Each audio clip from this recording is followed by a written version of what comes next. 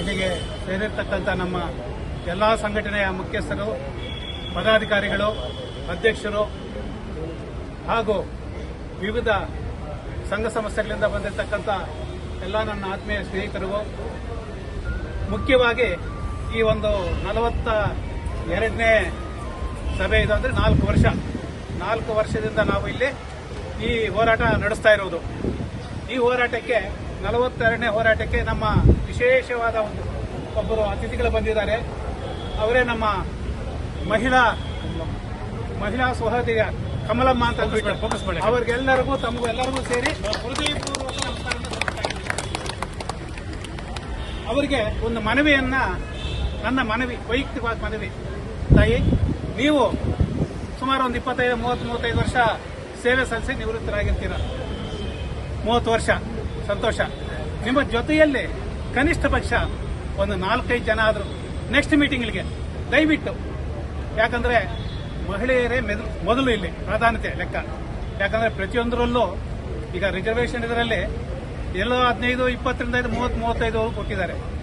ಈ ಹೋರಾಟಗಳಲ್ಲಿ ಕೂಡ ನೀವೇ ಮುನ್ಸೂಚನೆಯಲ್ಲಿದ್ದರೆ ನಮ್ಮಂತವ್ರಿಗೆಲ್ಲರಿಗೂ ಒಂದು ಆನೆ ಬಲ ಬಂದಂಗಿರ್ತದೆ ಸಹೋದರ. ನಮ್ಮ ಇವರೇ ಇರಲಿ, ಬಹಳ ಸಂತೋಷ ಆಯಿತು. ಬರಬೇಕು, ತಾವು ತಮಗೆ ಪರಿಚಯ ಇರೋರು, ತಮ್ಮ ಸ್ನೇಹಿತರಾಗಲಿ ಫೋನ್ ಕಾಂಟ್ಯಾಕ್ಟ್ ಇಟ್ಕೊಂಡು ಕರ್ತನಿ ಬರಲಿ.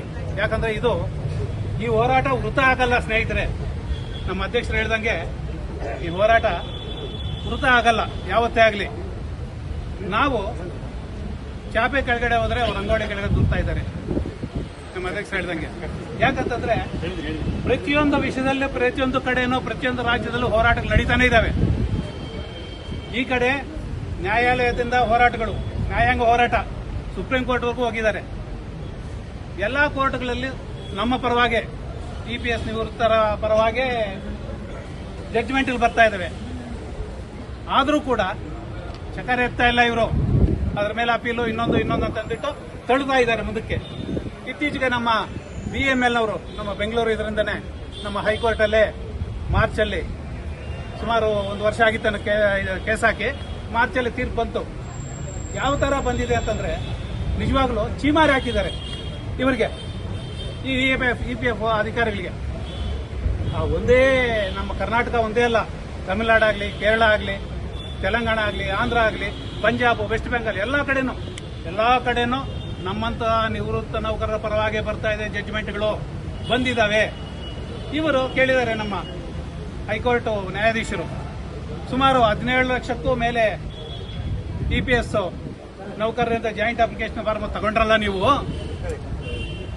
ಯಾರನ್ನ ಕೇಳಿಬಿಟ್ಟು ನಿಮ್ಗೆ ಏನು ಅಧಿಕಾರ ಇದೆ ಅಂತಂದ್ಬಿಟ್ಟು ಅವನ್ನ ತಿರಸ್ಕರಿಸಿದ್ದೀರಾ, ರಿಜೆಕ್ಟ್ ಮಾಡಿದೀರಾ? ಯಾರಿಗೆ ಹೇಳಿದ್ದಾರೆ? ನಮ್ಗೇನೋ ಹೇಳಿದ್ರು, ಕೊಡಿ 2 ಸಾರಿ ಟೈಮ್ ಕೊಟ್ರು, ಅಪ್ಲೈ ಮಾಡಿ ಏನೋ ಬಂದ್ಬಿಡ್ತಾನ ಅಂತ. ನಾವು 60 ವರ್ಷ, 70 ವರ್ಷ, 80 ವರ್ಷ ಬಂದು ಮೊಮ್ಮಕ್ಕಳನ್ನ ಸಹಾಯದಿಂದ ಬಂದವರು ಎಷ್ಟೋ ಜನ ಡಿವಿಷನ್ ಆಫೀಸ್ ಹತ್ರ, EPF ಆಫೀಸ್ ಹತ್ರ ಏನು ಅಪ್ಲೈ ಮಾಡಕ್ಕೆ ಹೇಳಿದ್ದು ನೀವೇ. 2 ಸಾರಿ ಹೇಳಿದ್ದು ನೀವೇ. ಯಾರಿಗೂ ಕೇಳಿದಿರ 17,30,000 ಮೇಲೆ ಅಪ್ಲಿಕೇಶನ್ ಫಾರ್ಮ್ಸ್ ನೀವು ರಿಜೆಕ್ಟ್ ಮಾಡಿದ್ರೆ ಅದು ಚೀಮಾರಿ ಹಾಕಿದ್ದಾರೆ. ಯಾರನ್ನ ಕೇಳಿ ರಿಜೆಕ್ಟ್ ಮಾಡಿದಿರಿ?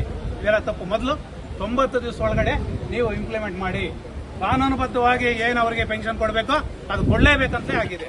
ಎಲ್ಲಾ ರಾಜ್ಯಗಳು ಅದೇ ತರ ಆಗಿದೆ. ಆದರೆ ಇಲ್ಲಿ ನ್ಯಾಯಾಲಯ, ಕೋರ್ಟ್, ಬೇರೆ ಏನೇ ಇದ್ರೂ ಕೂಡ ಸರ್ಕಾರದ ಒಂದು ಇದರಲ್ಲಿ ಇರ್ತವೆ. ಇಲ್ಲಿಂದ ಹೋಗಿ ಸುಪ್ರೀಂ ಕೋರ್ಟಲ್ಲಿದೆ. ಸುಪ್ರೀಂ ಕೋರ್ಟ್ 2016, 2018ರಲ್ಲೂ ಆಯಿತು, 2022ರಲ್ಲಿ ಕೂಡ ಆಯಿತು. ಆದರೂ ಕೂಡ ಹಂಗೆ ಇಟ್ಟಿದ್ದಾರೆ. ಯಾಕೆ?